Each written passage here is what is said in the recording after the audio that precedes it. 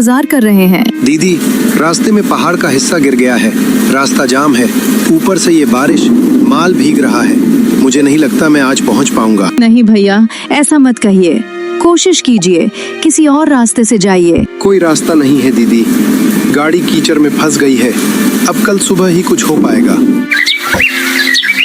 सुबह जब रास्ता खुला और टेम्पो शहर पहुंचा, तब तक 15 घंटे बीत चुके थे। गर्मी और उमस की वजह से आधी सब्जियां सड़ चुकी थीं। जब पल्लवी सोसाइटी पहुंची, तो वहां के मैनेजर ने उसे खूब खरी खोटी सुनाई। ये कचरा देने आई हो तुम? हमें ताजा माल चाहिए था। हमारा कॉन्ट्रैक्ट कैंसिल, और जो माल हमने लिया है उसका आधा दाम भी नहीं मिलेगा। ले जाओ ये सड़ा हुआ माल यहाँ से। उस मैनेजर की आवाज पल्लवी के कानों में किसी सायरन की तरह बज रही थी। नीरू, मैं क्या करूं? काका, सुमेर भाई, सब ने अपनी फसल मेरे भरोसे छोड़ी थी। मैं उनसे नजर कैसे मिलाऊंगी? नजर झुकाकर तो बिल्कुल नहीं। तूने चोरी नहीं की है पल्लवी, कोशिश की है। गांव के चबूतरे पर दोनों पहुंची। पल्लवी ने सबको बताया कि देर और बारिश की वजह से टमाटर खराब हो गए हैं। किसी का चेहरा सख्त था, कोई गुस्से में था, और कुछ किसान चुपचाप सब समझकर माफ कर चुके थे। जब पल्लवी खाली हाथ घर लौटी, तो शारदा मौसी पहले से ही वहां बैठी थी। उनके हाथ में सेठ के वो जमीन वाले कागज थे। देख लिया सरला, तुम्हारी बेटी ने शहर जाकर क्या नाम कमाया। बालियां भी गवा दी और अब जमीन भी जा रही है। सोमेश, मैंने सेठ से बात कर ली है, वो जमीन के कागज मुझे दे देगा। तुम लोग मेरे शहर वाले घर के पिछवाड़े में बने कमरे में रह लेना। कम से कम भूखे तो नहीं मरोगे। शायद यही किस्मत है। पल्लवी बेटा, तूने कोशिश की, पर शायद हम गरीबों के नसीब में जीत लिखी ही नहीं है। नहीं बापू, अभी 24 घंटे बाकी हैं। सेठ गिरधारी कल दोपहर को आएगा। अब क्या करेगी? भीख मांगेगी? नहीं मौसी, मैं वो करूंगी जो आप कभी नहीं कर सकती। मैं फिर से कोशिश करूंगी। पल्लवी कमरे के अंदर गई। उसका फोन बज रहा था। एक अनजान नंबर था। हेलो। हेलो, क्या आप वही पल्लवी हैं जिसने ग्रुप में फोटो डाली थी? मुझे कल के हादसे के बारे में पता चला। मेरा एक बड़ा रेस्टोरेंट चेन है। मुझे कल सुबह 1000 किलो ताजा सब्जियों की जरूरत है। अगर तुम कल सुबह 8 बजे तक माल पहुंचा सको तो मैं तुम्हें बाजार से दुगना दाम दूंगा, लेकिन एक भी सब्जी खराब नहीं होनी चाहिए। क्या तुम कर पाओगी? पल्लवी का दिल जोर से धड़का। 1000 किलो? ये तो पिछले ऑर्डर से दोगुना है। लेकिन उसके पास न पैसे थे, न टेम्पो, और न ही अब किसानों का भरोसा। सर, मैं जरूर पहुंचा दूंगी। याद रखना पल्लवी, ये आखिरी मौका है। अगर कल सुबह माल नहीं आया तो आगे से हम कभी तुम्हारे साथ कोई सौदा नहीं करेंगे। ठीक है सर, मैं अपनी पूरी कोशिश करूंगी। पल्लवी ने फोन रखा। तभी नीरू उसके पास आकर खड़ी हो गई। पल्लवी, ये पागलपन है। हमारे पास पैसे कहाँ है? किसान हमें माल क्यों देंगे जब पिछला ऑर्डर फेल हो गया? नीरू, ये पागलपन नहीं है, ये मेरी आखिरी लड़ाई है। अगर कल हार गई तो मैं मौसी के घर नौकरानी बनने के लिए तैयार हूँ। क्या तू मेरा साथ देगी? नीरू ने पल्लवी की आंखों में वो आग देखी और कहा, हाँ पल्लवी, मैं तेरा साथ दूंगी। पल्लवी के घर के बाहर गांव के 10-12 किसान इकट्ठा थे। उनकी आंखों में वो गुस्सा था जो बरसों की गरीबी और बार बार मिलने वाले धोखे से पैदा होता है। अरे ओ सोमेश, अपनी बेटी को बाहर निकाल। हमारी सब्जियां शहर में फेंकवा दी, अब पैसे कौन देगा? हम गरीब लोग हैं, 1-1 रुपया खून पसीने का होता है। रघु भाई, थोड़ा धैर्य रखो, कुछ ना कुछ रास्ता निकलेगा। रास्ता तो इसने बंद कर दिया है। अब मंडी वाला भी हमारा माल नहीं ले रहा, कहता है शहर वालों को बेचो। तभी पल्लवी घर से बाहर निकली। उसके हाथ में उसकी कॉलेज की डिग्रियां और कुछ मेडल थे। ये देख रहे हैं आप, ये मेरी 16 साल की पढ़ाई का नतीजा है। ये कागज नहीं, मेरी इज्जत है। रघु काका, सुमेर भाई, मैं जानती हूँ मैंने आप सबका नुकसान किया है, लेकिन मेरे पास खोने के लिए अब सिर्फ ये कागज बचे हैं। इन कागजों का हम क्या करेंगे बिटिया? इनसे पेट नहीं भरता। ये कागज आप गिरवी रख लीजिए। अगर कल दोपहर तक मैंने आपके पिछले नुकसान और इस नए माल के पैसे नहीं दिए तो मैं इस गांव को छोड़ दूंगी और शहर में मजदूरी करके आपका 1-1 पैसा चुकाऊंगी। लेकिन मुझे एक आखिरी मौका चाहिए। मुझे 1000 किलो माल चाहिए, अभी, इसी वक्त। सन्नाटा छा गया। किसान एक दूसरे का मुंह देखने लगे। जा बिटिया, आखिरी बार तुझ पर नहीं, तेरी हिम्मत पर दांव लगा रहे हैं। ले जाओ हमारा माल, लेकिन याद रखना, ये सिर्फ सब्जियां नहीं, हमारे बच्चों की रोटियां हैं।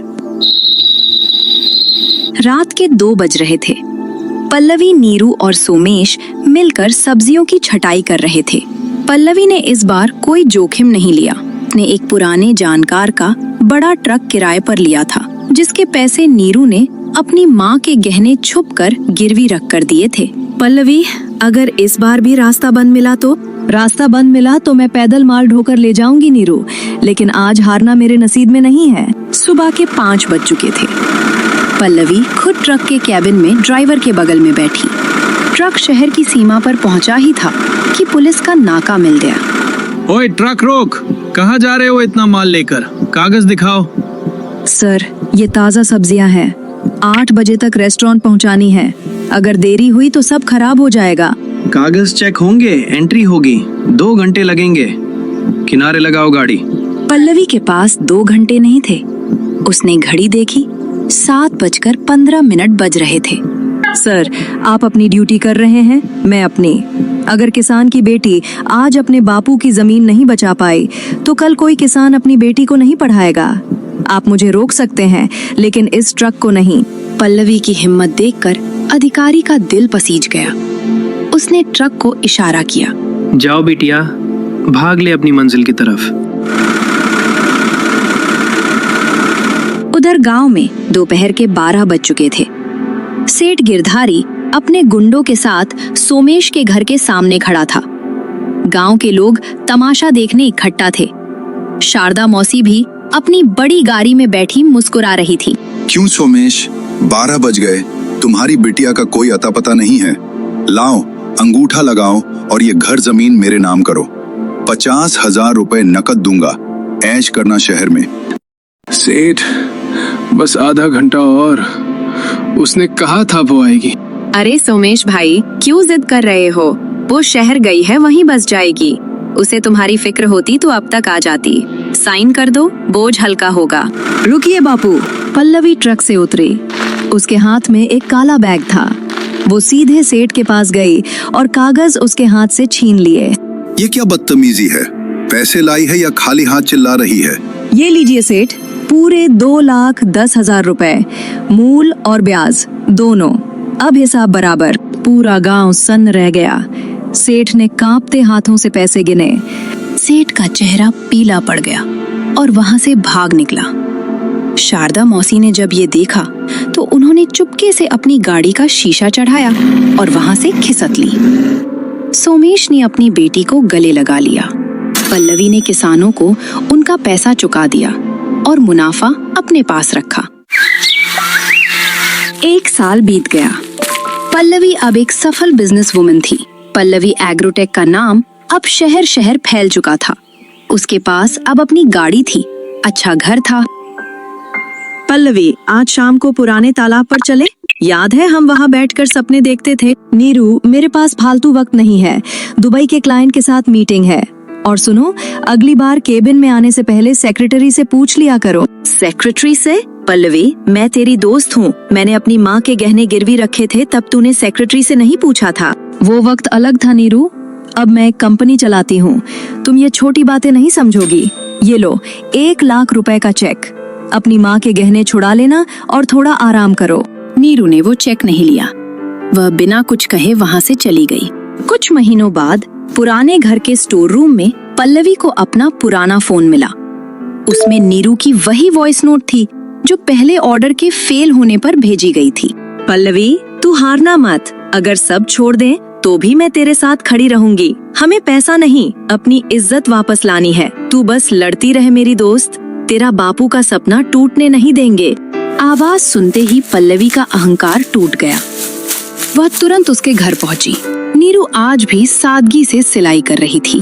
मुझे माफ कर दे नीरू, मैं सफलता के नशे में अंधी हो गई थी। तू लौट आई, यही काफी है। मुझे तेरा पैसा नहीं चाहिए था पल्लवी, मुझे मेरी सहेली चाहिए थी। 2 साल बाद उनका एग्रोटेक ऐप पूरे राज्य में चलने लगा। पल्लवी अब भी गांव में सादगी से रहती थी, बिना अपनी कमाई जताए। पल्लवी शहर में मेहनत कर रही है, सुना है उसकी कंपनी ठीक चल रही है। सोच रहा हूँ अगले महीने घर में सोलर पैनल लगवा ले। क्या उससे 10 से 20 हजार पूछ ले? नहीं जी, बच्ची पर बोझ मत डालिए, अभी तो उसका काम जम रहा है। और तभी वहाँ पल्लवी आ जाती है। बापू, माँ, जरा यहाँ बैठिए, मुझे आपसे कुछ बात करनी है। क्या हुआ बेटा, कोई परेशानी है? पैसे कम पड़ते हैं क्या? नहीं बापू, बस आप ये मोबाइल देखिए। पल्लवी मोबाइल पर बैंक बैलेंस खोलकर बापू को दिखा देती है। ये क्या है बेटा? इसमें तो बहुत सारे बिंदी लगे हैं, मुझे समझ नहीं आ रहा। इकाई, दहाई, सैकड़ा। बापू, इसमें 10 करोड़ 20 लाख रुपए हैं। ये सब आपके हैं। आपकी उस मिट्टी की कमाई है जिसे दुनिया बेकार कह रही थी। 10 करोड़? बेटा, इतना पैसा तो पूरे जिले में किसी के पास नहीं होगा। तूने कहीं कुछ गलत तो नहीं किया? नहीं बापू, ये मेरी और नीरू की मेहनत है। हमने हजारों किसानों का माल सीधे कंपनियों को बेचा। आज आपके पास शहर का सबसे बड़ा बंगला खरीदने की ताकत है।